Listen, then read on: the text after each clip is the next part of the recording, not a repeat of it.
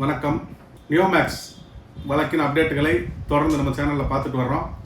அந்த வகையில் மதுரை உயர்நீதிமன்ற கிளையில் தாக்கல் செய்யப்பட்ட நிறுவனத்தின் இயக்குநர்கள் மற்றும் ஏஜென்ட்டுகள் ஆகியோர்களின் ஜாமீன் ரத்து வழக்குகள் மதுரையில் விசாரணை நடைபெற்றது. அது நீதியரசர் பரத சக்கரவர்த்தி அவங்க விசாரித்தாங்க. அவர் இப்போ சென்னையில் இருக்கிறார். அதனால் இந்த வழக்குகள் சென்னையிலிருந்து நடைபெறுது. இன்று சென்னையில் இந்த வழக்கு விசாரணைக்கு வரும்னு சொல்லியிருந்தோம். மதியம் 1 மணிக்கு இந்த வழக்கானது விசாரணைக்கு எடுத்துக்கொள்ளப்பட்டது. அப்போ முதலீட்டாளர்கள் தரப்பில் வழக்கறிஞர்கள் என்ன சொன்னாங்கன்னா, கடந்த இடைக்கால உத்தரவில் 4ஆம் தேதிக்கு முன்னாடி மீட்டிங்கெல்லாம் முடிஞ்சிருக்கணும். அந்த மீட்டிங்கில் ஸ்டாண்டர்ட் ஆப்ரேட்டிங் ப்ரொசீஜர் என்ன மாதிரி செய்யணும், எந்த மாதிரி வேல்யூ பண்ணணும் அப்படின்றது எஸ்ஓபி அதை ஃபிக்ஸ் பண்ணிவிட்டு அப்புறம் அந்த வேலையை நடத்தணும்னு சொல்லியிருந்தோம். இது வரைக்கும் மீட்டிங் எதுவுமே நடக்கலைன்னு சொல்லியிருந்தாங்க. அதற்கு அரசு தரப்பில் ஆஜரான அடிஷனல் பப்ளிக் ப்ராசிக்யூட்டர், தமிழக அரசின் கூடுதல் குற்றவியல் துறை வழக்கறிஞர் திரு முனியப்பராஜ் அவர்கள் என்ன சொன்னாங்கன்னா, இவங்களுக்கெல்லாம் சம்பளம் கொடுக்கல, சேலரி கொடுக்கல, அதை எப்படி கொடுக்குறதுன்னு தெரியல, அது கொடுத்தா தான் நம்ம அந்த வேலையை ஆரம்பிக்க முடியும் அப்படின்ற மாதிரி சொன்னார்.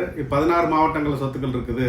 அதனால் ஒரு மாவட்டத்துக்கு 1 லட்சம், அதனால் மினிமம் ஒரு 16 லட்சம் அவங்களுக்கு கொடுக்கணும் அப்படின்னு சொன்னாங்க. அப்போ அது எப்படி கொடுக்குறது, யார் கொடுக்குறது அப்படிங்கும்போது ஏற்கனவே 10 கோடி ரூபா செக்யூரிட்டி டெபாசிட்டில் இந்த வழக்கின் குற்ற எண், இந்த வழக்கோட எஃப்ஐஆர் அக்கௌண்ட்டில் டேன்பிட் கோர்ட்டில் இருக்குது, அதை ரிலீஸ் பண்ணிடலான்னு சொன்னாங்க. நிறுவன தரப்பில் ஆஜரான வழக்கறிஞர் எங்கள் சொத்துக்கள் எல்லாம் முடக்கப்பட்டிருக்குது, அக்கௌண்ட் எல்லாம் முடக்கப்பட்டிருக்குது, அதனால் அதில் இருக்கிற பணத்தை எடுத்து கொடுத்துருங்க அப்படின்ற மாதிரி சொன்னாங்க.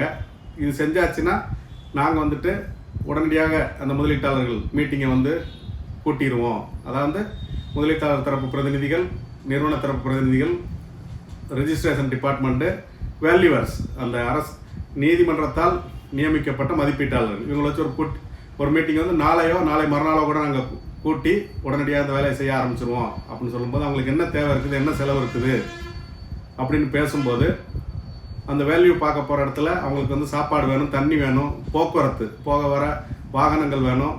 சில இடங்களில் பெரிய ஏரியாவாக இருந்ததுன்னா, பல 100 கணக்கான ஏக்கர்கள் இடம் அதெல்லாம் இருந்ததுன்னா ட்ரோன் எடுக்கணும், ட்ரோன் மூலமாக தான் அதை பார்க்கணும். சில இடங்கள் இடத்துக்கு போனால் தான் தெரியும், அங்கே சில கல் இருக்கும், பாறை, இது மாதிரிலாம் இருக்கும், அது லேபர் வேலைக்கு ஆட்களை கூப்பிட வேண்டியிருக்கும்.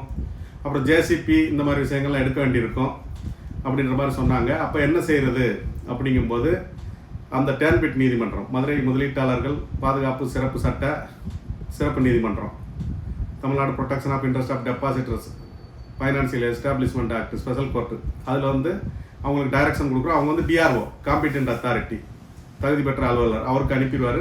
அவர் இந்த வேல்யூ இவங்களுக்கெல்லாம் ஆன்லைனில் அக்கௌண்ட்டில் பணம் கொடுத்துடணும். அப்போ நீதிபதி என்ன கேட்குறாருன்னா, நீதியரசர், ஒரு சிலருக்கு ஒரு சில இடம் மட்டும்தான் இருக்கும், அது 1 நாள்லேயோ 2 நாள்லேயோ அந்த வேலையை முடிச்சிருவாங்க. அப்படின்னா அவங்களுக்கு இடைக்கால பணம் எதுவும் தேவையில்லை, வேலையை முடிச்சுட்டு மொத்தமாக கூட அவங்க வாங்கிக்கலாம். ஆனால் ஒரு சில மாவட்டங்களில் நிறைய நாள் இருக்கும், 7 நாள் 10 நாள் அந்த மாதிரிலாம் போச்சுன்னா அவங்க முதல்ல கொஞ்சம் வாங்கிட்டு அப்புறம் இடையில கொஞ்சம் இன்ட்ரீம் பேமெண்ட்டு, இடைக்கால ஒரு சம்பளம் மாதிரி வாங்கிட்டு அப்புறம் ஃபுல்லாக முடித்ததுக்கப்புறம் அந்த லிஸ்ட்டை கொடுத்துட்டாங்கன்னா அதுக்கு டிஆர்ஓ பணத்தை ரிலீஸ் பண்ணிடணும் அப்படின்னு சொல்லியிருக்காங்க. அப்புறம் இவங்களுக்கு சம்பளம் எப்படி கணக்கு பண்ணுறதுன்னா, அந்த கணக்கீடு வேல்யூவர் கொடுக்கக்கூடிய சேலரிக்கு State Bank of India SBI norms வச்சுருக்காங்க. அதுபடி SBIயில் ஒரு வேலையை இவங்க செஞ்சால் எந்த அளவுக்கு ஃபிக்ஸ் பண்ணுவாங்களோ அந்த மாதிரி SBI கணக்கீடு படி ஃபிக்ஸ் பண்ணி சம்பளம் கொடுங்க அப்படின்ற மாதிரி சொல்லியிருக்காங்க.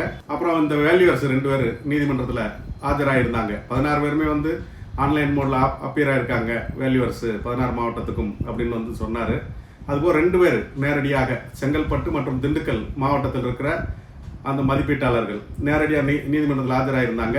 அவங்ககிட்ட நீதிபதி கேட்கும்போது என்ன செய்யணும்னு கேட்கும்போது, ஒரு நம்பருக்கு ஒரு 500 ரூபா அந்த மாதிரி கொடுக்கலாம் அப்படின்னு சொன்னாங்க. அதையும் நீதியரசர் எடுத்துக்கிட்டாரு. அப்புறம் ஒரு ட்ரையல் கோர்ட்டுக்கு, அதாவது டேன்பிட் கோர்ட்டுக்கு டைரக்ஷன் கொடுக்குறேன் அப்படின்னு சொல்லியிருக்காரு. அதுக்கு எப்படி கொடுக்கணும், இந்த ப்ரொசீஜர் கம்ப்ளீட் ஆகிறதுக்கு எவ்வளோ நாள் ஆகும் அப்படிங்கும்போது, இமீடியட்டாக 1 or 2 டேஸில் இந்த பணத்தை ரிலீஸ் பண்ணணும். 1 வாரத்துக்குள்ளே டிஆர்ஓ அக்கௌண்ட்டுக்குள்ளே போயிட்டு 1 வாரத்துக்குள்ளே அந்த வேல்யூவருக்கு பணம் கொடுக்குற மாதிரி வேலையை செஞ்சதுன்னா, நாங்கள் 24/7 அதுக்குள்ளே ஒரு பாதி வேலையை முடித்து நீதிமன்றத்துக்கு ரிப்போர்ட் சப்மிட் பண்ணுவோம் அப்படின்னு பிபி சொல்லியிருக்காரு. மேலும் சில இயக்குநர்கள் தரப்பில் ஆஜரான வழக்கறிஞர் என்ன சொன்னார்னா, தேனி மாவட்டத்தை பொறுத்த வரைக்கும் தேனி மாவட்ட நுகர்வோர் பாதுகாப்பு ஆணையம், அங்கே சிலர் சில வழக்குகளை தாக்கல் செஞ்சுருக்காங்க. நிறுவனம் வந்து கொடுக்க தயாராக இருக்குது. அது தேவையான அளவுக்கு இங்கே பணமும் இருக்குது. தேவையான அளவுக்கு பணம் இருக்கும்போது நிறுவனம் கொடுக்க தயாராக இருக்கும்போது மக்கள் வாங்க ரெடினா அந்த பிரச்சனை முடிவுக்கு வந்துடும். தேவையில்லாமல் பல்வேறு வழக்குகளை போட்டு அதில் வந்து நுகர்வோர் நீதிமன்றத்தில் வழக்குகள் போட்டு அது வந்து இடி வந்து ஜப்தி பண்ணிருச்சு. அந்த அட்ரஸில் அந்த சொத்தில் ஆட்கள் இல்லை. அந்த அட்ரஸை போட்டுட்டு அங்கே வந்து சம்மன் சர்வ் பண்ணி எக்ஸ்பார்ட்டி ஆர்டர் வாங்கி, அதான் ஒருதலை பட்சமான தீர்ப்பானை அவங்களுக்கு நோட்டீஸ் செர்வான மாதிரி வாங்கி அவங்களுக்கு வாரண்ட் வாங்கி வச்சுருக்காங்க. அதனால் அதில் அரெஸ்ட் பண்ணக்கூடிய அபாயம் இருக்குது. அதுக்கு வந்து நாங்கள் வந்து கடந்த வாய்தாவில் கேட்டிருந்தோம், நீங்கள் மனு தாக்கல் செய்ய சொல்லியிருந்தீங்க, நாங்கள் மனு தாக்கல் செஞ்சுருக்கிறோம். ஆனால் அந்த மனுவில் வந்து நீதிமன்றத்தை மட்டும் தான் பார்ட்டியாக சேர்த்துருக்கோம். அந்த மனு கொடுத்தவங்க நுகர்வோர் நீதிமன்றத்தில் வழக்கு தொடுத்த அவர்கள் இருப்பாங்க இல்லையா, முதலீட்டாளர்கள், அவங்க வந்து நுகர்வோர்னு சொல்லுவோம், அவங்க முதலீட்டாளர்கள் பணம் போட்டவங்க, அவங்க வந்து இந்த வழக்கில் பார்ட்டியாக சேர்க்கலை. ஏன்னா அவங்க வந்து இந்த வழக்கில் ஒரு தரப்பினராக இல்லை. இந்த வழக்கில் தரப்பினர் யாருன்னா அந்த யாருக்கு ஜாமீன் ரத்து வழக்கு தாக்கல் செஞ்சுருக்காங்களோ அவங்க மட்டும்தான் இந்த வழக்கில் தரப்பினராக இருப்பாங்க. அந்த நிறுவனத்தின் எம்டி, சேர்மன் மற்றும் இயக்குநர்கள் மற்றும் போலீஸ் தான் பார்ட்டியாக இருக்கும். அவங்க வந்து இந்த வழக்கில் தரப்பினர் இல்லை. அந்த நுகர்வோர் நீதிமன்றத்தில் வழக்கு தாக்கல் செய்த முதலீட்டாளர்கள் அது வந்து ரிஜிஸ்ட்ரின்னு சொல்லுவோம். அதை வந்து பதிவுத்துறை, உயர்நீதிமன்றத்தில் பதிவுத்துறை வந்து அவங்கள வழக்கில் சேர்க்கறதுக்கும் நம்பர் பண்ணுறதுக்கும் ஒத்துக்க மாட்டாங்க அங்கே அப்படின்னு சொல்லி ஆர்கியூ பண்ணாங்க. அப்போ நீதிபதி வந்து அவங்க ஏற்கனவே தாக்கல் செய்த மனுவை அவங்க வாபஸ் பெற்றார்கள் என்ற அடிப்படையில் தள்ளுபடி செய்து மீண்டும் அந்த நுகர்வோர் நீதிமன்றத்தில் வழக்கு தாக்கல் செய்தவர்களை பார்ட்டியாக சேர்த்து புதுசாக ஒரு மனு தாக்கல் செஞ்சு அதை விசாரணை கொண்டு வாங்க. அதுக்கப்புறம் வந்து அவங்களுக்கு நோட்டீஸ் ஆர்டர் பண்ணுவோம். அவங்களுக்கு நோட்டீஸ் கொடுத்து அவங்க வந்து என்ன பிரச்சனைன்னு சொல்லட்டும். அது வந்து புதுசாக அவங்களே ஒரு தரப்பினராக சேர்த்து add them as a party, file fresh petition, implead petition, include them. ஆனால் அதில் வந்துட்டு ட்ரையல், இன்வெஸ்டிகேஷன், ரெக்கவரி அது எதுவுமே வந்து தடைபடாது.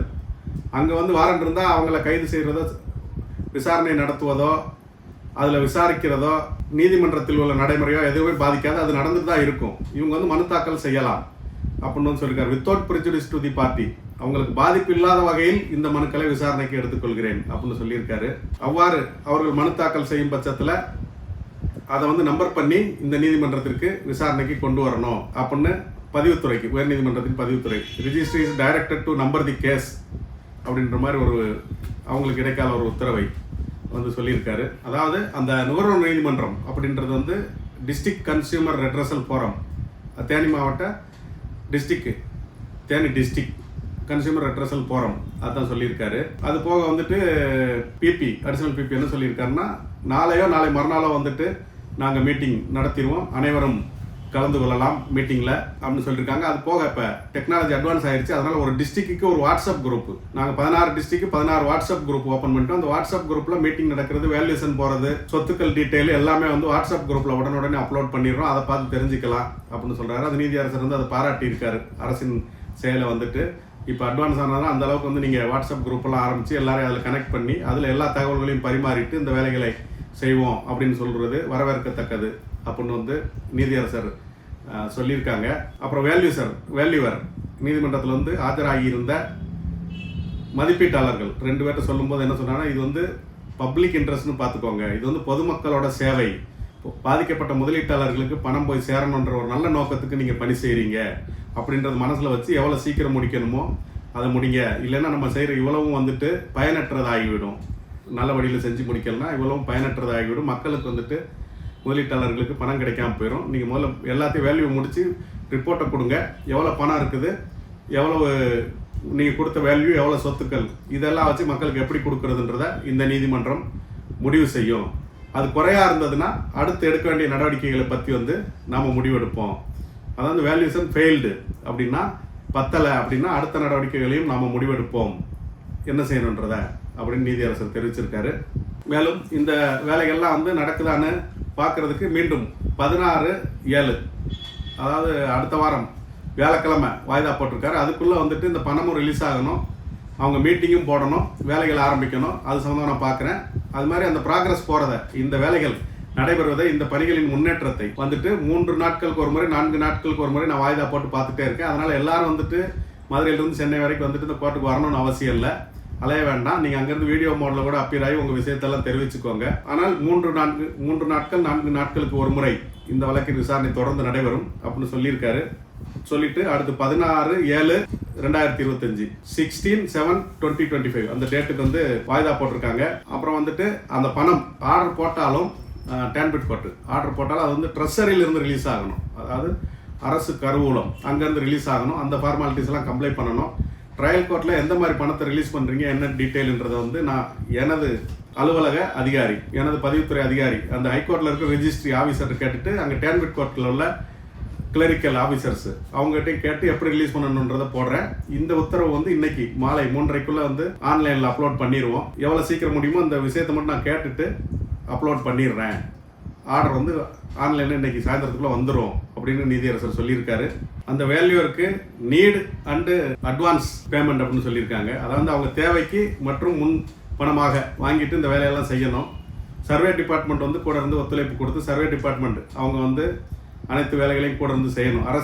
தமிழக அரசின் சர்வே நில அளவுத்துறை அவங்களும் கூட இருந்து இந்த வேலையெல்லாம் பண்ணணும் அப்படின்னு சொல்லியிருக்காங்க. மக்களுக்கு முதலீட்டு பணம் மிக அதிவிரைவாகவும் வேகமாகவும் கிடைக்கணும் அப்படின்றதுல நீதியரசர் அவர்கள் வந்துட்டு மிகுந்த ஈடுபாட்டோடு இந்த உத்தரவுகள் எல்லாம் தொடர்ந்து பிறப்பிச்சிட்டு இருக்காரு. இந்த வழக்கான தொடர்ந்து 4 நாட்களுக்கு ஒரு முறை நடைபெறும் அப்படின்னு சொல்லியிருக்காங்க.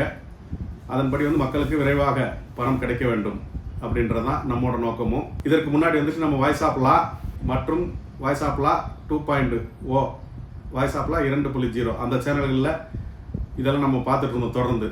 இப்போ வந்து அந்த ரெண்டுமே வந்து நம்ம ஏற்கனவே சொல்லியிருக்கிறோம். அதில் டெக்னிக்கல் ப்ராப்ளம், தொழில்நுட்ப கோளாறு, அந்த வீடியோ அப்லோட் பண்ணால் ஏறுறதுக்கு ரொம்ப லேட் ஆகுது. நம்ம வந்து 3 சேனல்லையும் ஏற்றுறோம். இப்போ legal voice, voice of law 2.0 3லையுமே ஒரே டைமில் தான் நான் அந்த வீடியோ ஏற்றுறேன். பட் இந்த இதில் வீடியோ வந்ததுக்கப்புறம் 2 மணி நேரம் 3 மணி நேரம் 4 மணி நேரத்துக்கு அப்புறம் தான் அதில் வீடியோ ஏறுது. அந்த மாதிரி சில அப்லோட் பிரச்சனை இருக்குது. இருந்தாலும் நீங்கள் இனிமேல் வந்து லீகல் வாய்ஸ் சேனலை வந்து சப்ஸ்கிரைப் பண்ணி வச்சுக்கோங்க. லைக் பண்ணுங்கள், ஷேர் பண்ணுங்கள். அந்த பெல் ஐக்கான் அதை வந்து கிளிக் பண்ணி வச்சுக்கோங்க.